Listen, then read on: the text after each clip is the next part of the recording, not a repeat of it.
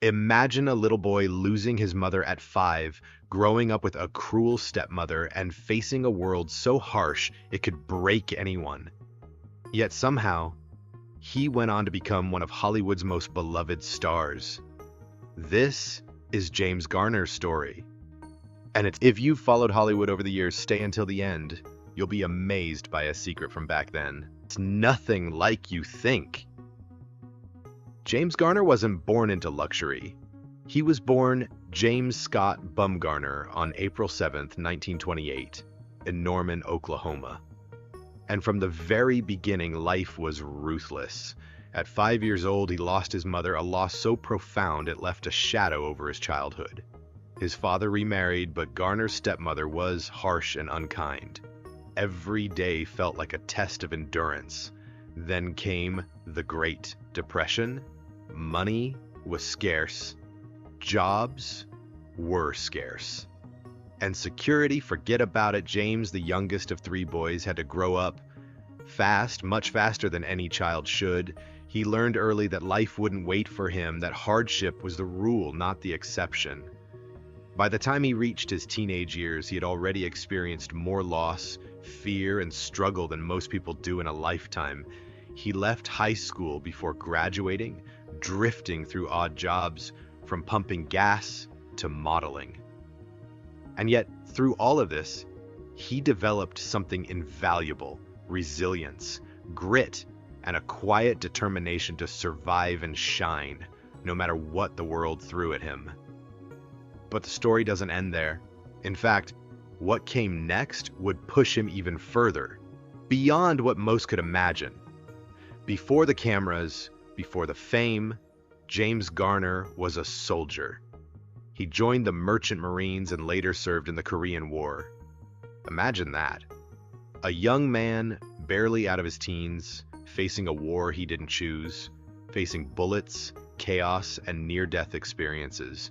He was wounded not once, but twice, and yet he survived.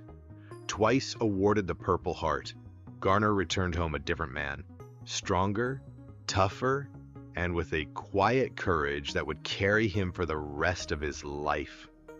But when he came home, he didn't know who he was or what to do next. The world of acting wasn't even on his radar. And yet fate has a way of stepping in when life seems darkest. A friend, fellow actor Paul Gregory, saw something in James that the world would soon come to adore: his natural charisma, his humor, and his charm. No fancy training, no Hollywood connections, just raw presence. One commercial led to a small role. One small role led to another. And then suddenly, the boy from Oklahoma, scarred by loss and war, was standing on the threshold of something extraordinary. He was about to become a household name, and do it in a way that no one expected.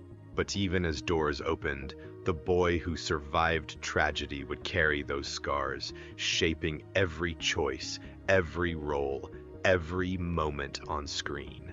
By 1957, James Garner was about to step into a role that would define a generation: Brett Maverick. But this wasn't your typical cowboy. Forget the stoic, brooding heroes you'd seen on TV. Maverick was witty, clever, and charming. The kind of guy who could outsmart his enemies with a grin instead of a gun. Audiences were mesmerized. Here was a man who seemed like he could be your neighbor, your friend, but with a spark of adventure you only dreamed of. Garner's performance wasn't just entertaining. It redefined what it meant to be a leading man on television. He brought humor, vulnerability, and a quiet confidence that felt real, authentic, and magnetic. Suddenly, the boy from Oklahoma, the one who had lost so much, survived war, and learned to fight for his own survival, was a star. But fame didn't make him arrogant. He remained grounded, humble, and deeply aware that every laugh, every cheer from audiences was a gift he had earned through resilience and hard work. And yet Maverick was just the beginning. The world of film awaited, and Garner was ready to conquer it on his own terms. Garner didn't stop at television. The leap to Hollywood films is one of the toughest in show business, but he made it look effortless. In The Great Escape, 1963, he played opposite Steve McQueen, bringing a quiet intelligence and charm that made his every scene unforgettable. Then came The Americanization of Emily, 1964, a daring, dark satire of war paired with Julie Andrews, showing his ability to blend humor with serious, thought-provoking themes. And yet, he didn't limit himself. In comedies like Support Your Local Sheriff, 1969, Garner brought the same charm audiences loved on TV, proving that he could make people laugh, cry, and cheer all in one performance. He became a master of balance. Heart, humor, and heroism rolled into one. Garner's secret? He never tried to be larger than life. He simply was life, flawed, relatable, courageous, and human.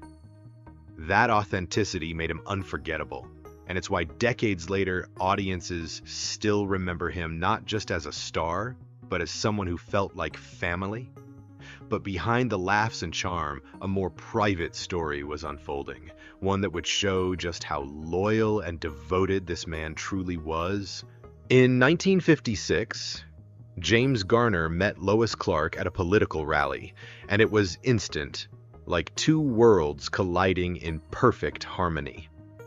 Most people would have thought it foolish to marry so quickly, but for Garner, it was undeniable. Just 2 weeks after meeting, they said, "I do." In Hollywood, where relationships often burn bright and fade fast, theirs would endure nearly 6 decades. Their marriage wasn't just a headline, it was a partnership built on respect, loyalty, and understanding. Garner often called Lois the love of his life, the anchor who kept him grounded through fame, career chaos, and personal struggles. He embraced her daughter Kim as his own, stepping into the role of a devoted father with warmth and integrity. Later, they welcomed their daughter Greta into a household full of love, laughter, and the echoes of Garner's own extraordinary journey. This wasn't a Hollywood romance. It was real. And that authenticity bled into everything he did, on screen, off screen, and in the hearts of everyone who knew him. But while his personal life was thriving, Garner's professional life was about to take another groundbreaking turn. In 1974, James Garner stepped into a role that would redefine television forever: private investigator Jim Rockford. But Rockford wasn't your typical hard-boiled detective. He lived in a trailer by the beach, avoided confrontation when possible, and often struggled to get paid. He solved problems with brains, charm, and wit, much like Garner himself had navigated life. Audiences fell in love immediately. Here was a hero who wasn't perfect. He was relatable, flawed, and deeply human. Garner brought humor, toughness, and a quiet sense of justice to the role. Every glance, every smirk, every clever line revealed a man who understood people, timing, and the art of storytelling. Behind the scenes, the work was grueling. Garner did many of his own stunts: car chases, fight scenes, even dangerous physical sequences. His knees paid the price, enduring years of intense strain that would later require multiple surgeries. Yet he never complained, never cut corners, and never let the audience see the toll it took. That commitment to authenticity made every scene feel alive, every moment unforgettable. And while Rockford brought him fame and accolades, including an Emmy in 1977, it also revealed something deeper about James Garner: the relentless drive, the loyalty, and the heart behind the Hollywood legend. James Garner wasn't just a star, he was a man who stood his ground, Hollywood is full of stories of actors bending to the whims of studios, but not Garner. When Warner Brothers tried to control him with unfair contracts, he did something nearly unheard of. He sued them and won.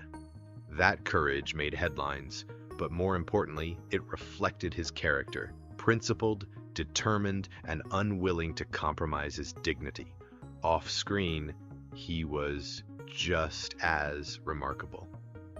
In 1963, Garner marched at the historic March on Washington, standing for civil rights at a time when it could have jeopardized his career. He quietly fought for fairness, equality, and justice, not seeking fame for it, but living by his values. That same integrity carried into his work. He treated co-stars, crew, and everyone on set with respect, earning lifelong friendships and admiration. Garner wasn't a rebel for show. He was a rebel for what was right, and that steadfastness would follow him throughout his life. And yet, even with fame and accolades, Garner's creative fire wasn't finished. Even as Hollywood changed, Garner remained relevant, captivating, and unforgettable. In 1994, he reprised Maverick in a cameo for the Mel Gibson feature film, proving that the charm that made him famous hadn't faded. He lent gravitas to films like Space Cowboys, 2000, and Melted Hearts in The Notebook, 2004, playing the older version of Ryan Gosling's character. What made these roles extraordinary wasn't just his fame, it was the authenticity he brought to every character. In The Notebook, he wasn't playing an icon, he was living a man who had loved, lost, and endured, carrying decades of life experience into every line, every look, every subtle gesture. It reminded audiences that James Garner wasn't just a star. They were witnessing a life fully lived, etched into every performance. Even as age brought new challenges, Garner's work resonated because it was human, relatable, heartfelt, and timeless. But while his career soared, his body silently fought battles that would test the same resilience that had carried him from Oklahoma to stardom. Even legends face battles most people never see. James Garner's commitment to authenticity came at a steep price. Years of doing his own stunts during the Rockford Files left his knees battered and broken, requiring multiple surgeries over decades. Yet, he never let the pain slow him down. He pushed on, driven by sheer dedication and a desire to honor every role. And the challenges didn't stop there. Decades of smoking and relentless work took a toll on his heart. In 1988, Garner underwent quintuple bypass surgery, 5 arteries rerouted to save his life. Remarkably, he recovered with the same determination that had carried him through war, hardship, and Hollywood's pressures. He didn't stop fighting, he didn't stop living. Even a stroke in 2008 couldn't dim his spirit. Though it left lasting effects, Garner's courage never wavered. He remained engaged with his family, his friends, and the audiences who had adored him for decades. This was a man who had faced life's harshest tests and kept moving forward with grace and strength. And finally, after a life full of triumph, laughter, and love, his story came to its close. On July 19, 2014, James Garner passed away at 86 from a heart attack. But even in death, his legacy is unshakable. He wasn't just Maverick, Rockford, or the romantic hero in The Notebook. He was a man whose life exemplified resilience, integrity, and authenticity. Audiences remember him not just for the characters he played, but for the humble, principled, and deeply human man behind the roles. He survived war, heartbreak, Hollywood battles, and serious health crises, and through it all, he remained a father, a husband, a friend, and a legend.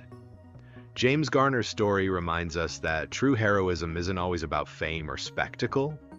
Sometimes it's about facing life with courage, treating people with respect, and staying true to who you are. And in that sense, he will always be immortal. Closing line, strong emotional hook. So when you think of heroes, remember James Garner, the boy from Oklahoma who faced impossible odds, the man who stole our hearts, and the legend who never forgot what really matters.